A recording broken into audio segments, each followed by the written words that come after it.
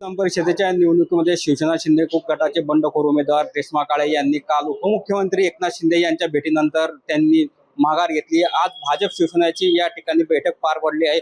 आपल्यासोबत भाजप शिवसेना राष्ट्रवादीचे उमेदवार नंदकिशोर महाजन आहेत। आपण त्यांच्याशी बातचीत करणार आहे। भाऊ, काय सांगणार? काल रेश्मा काळे यांनी माघार घेतलेली आहे, शिवसेना शिंदे गटाचे बंडखोर होते। या ठिकाणी महायुतीतील घटक पक्ष असलेल्या शिवसेनेच्या नगरसेविका आदरणीय रेश्माताई काळे यांनी आपला उमेदवारी अर्ज या ठिकाणी कायम ठेवलेला होता। परंतु कालच त्यांनी या राज्याचे उपमुख्यमंत्री आमचे नेते आदरणीय एकनाथजी शिंदे साहेब यांची त्यांच्या गावी जाऊन भेट घेतली आणि त्या ठिकाणूनच मला त्या ठिकाणी पाठिंबा दर्शवलेला आहे। त्याबद्दल आधी रेश्माताईंचे खूप खूप मनापासून मी या ठिकाणी आभार मानतो।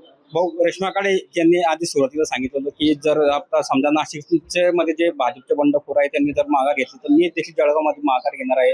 मात्र त्यांना वेळ लागलेला आहे माघारीसाठी। रेश्माताई काय बोलल्या खरोखर मला ही माहिती नाही, परंतु मला हा 100% विश्वास होता की महायुतीच्या माध्यमातून ही जागा भारतीय जनता पक्षाला सुटली असल्यामुळे महायुतीचे सर्व नेते सर्व मतदार हे मला या ठिकाणी सक्षमपणे माझ्या पाठीमागे उभे राहतील, हा मला आधी विश्वास होता। भाजपने तुम्हाला उमेदवारी दिली आहे, हे देखील आपलं दिल्लीहून तुमची उमेदवारी जाहीर झाली, अशा देखील एक चर्चा आहे। काय नेमकं यामागे सत्य? मी या ठिकाणी जिल्हाभरात काम करणारा एक छोटा कार्यकर्ता आहे। उमेदवारी दिल्लीवरून जाहीर झाली का मुंबईवरून जाहीर झाली या बाबतीत मी सांगू शकत नाही, परंतु वर्षानुवर्ष संघटनेत काम करत असताना मला या गोष्टीची नक्की जाणीव आहे की जिल्ह्यात काम करत असताना जिल्हाभरातून जो रिपोर्ट या ठिकाणी जातो वरपर्यंत तेव्हाच कुठली तरी उमेदवारी या ठिकाणी मिळते।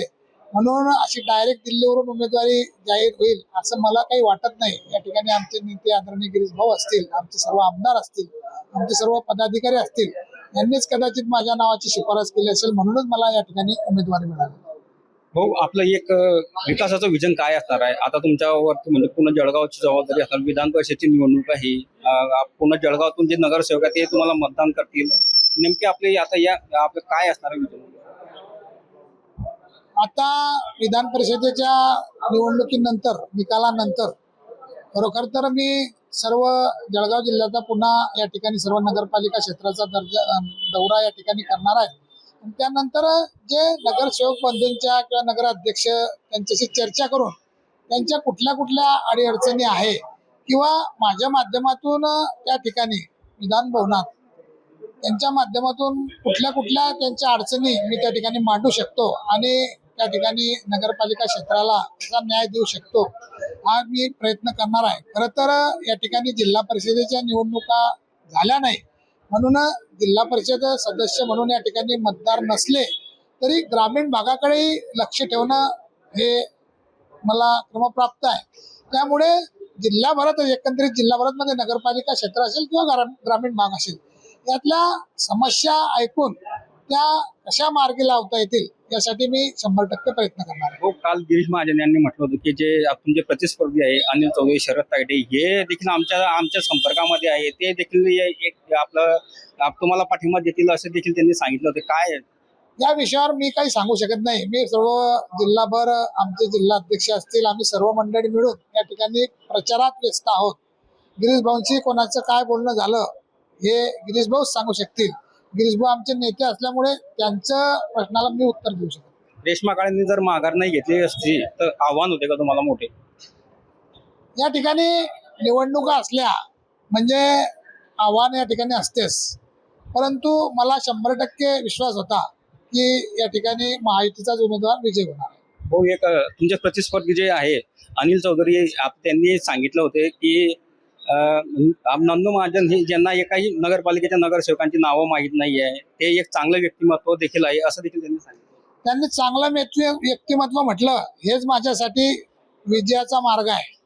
आपण जर बघितलं तर आमचे ज्येष्ठ बंधू अनिल भाऊ या निवडणुका आले की या कोणालाच चांगलं म्हणत नाही, फक्त मीच कसा चांगला हे दर्शवण्याचा ते प्रयत्न करतात।